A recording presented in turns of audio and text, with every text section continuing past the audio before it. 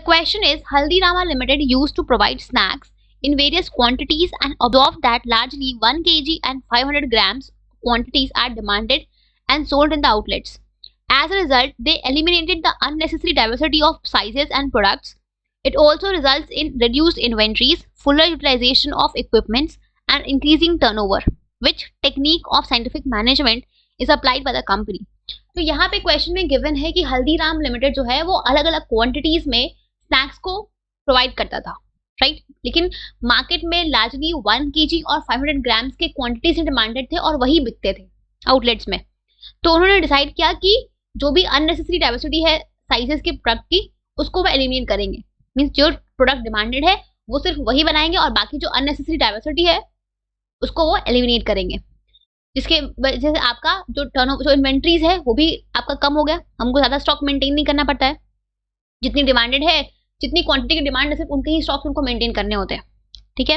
इसके अलावा जो है उनके पास जो भी इक्विपमेंट्स है उनका वो फुल यूटिलाइजेशन कर पाते हैं एंड ऑल्सो जो उनका टर्नओवर है वो भी इंक्रीज हो रहा है।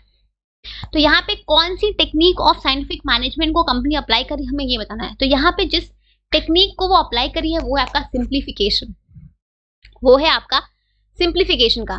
सिंप्लीफिकेशन में क्या, ये एक ऐसी टेक्निक है जहाँ पे हम जो भी हमारे प्रोडक्ट में अननेसेसरी वैरायटीज होती है, साइजेस होती हैं या ग्रेड्स होती है उनको हम एलिमिनेट करते हैं।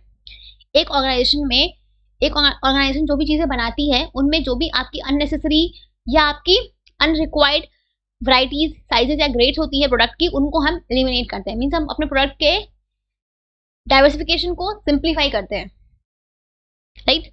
हम अपने जो भी आपके हमारे प्रोडक्ट में अननेसेसरी डाइवर्सिटीज होती हैं उनको हम एलिमिनेट करते हैं सिंप्लीफिकेशन में, ठीक है। तो यहाँ पे जो कंपनी है वो भी हल्दीराम जो कंपनी है यहाँ पे उसने भी जब ये चीज़ रियलाइज किया कि मार्केट में सिर्फ 1 kg और 500 kg ही डिमांडेड है तो उसने बाकी की जो आपकी साइजेस की क्वांटिटीज थी उसने उनको एलिमिनेट कर दिया, उसने उनको हटा दिया, ठीक है। इससे क्या हुआ, इससे जो उनका इन्वेंट्रीज था वो भी कम हो गया। अब उनको ज़्यादा क्वांटिटीज के, ज़्यादा वैरायटीज के क्वांटिटीज की स्टॉक मेंटेन नहीं करनी पड़ती है।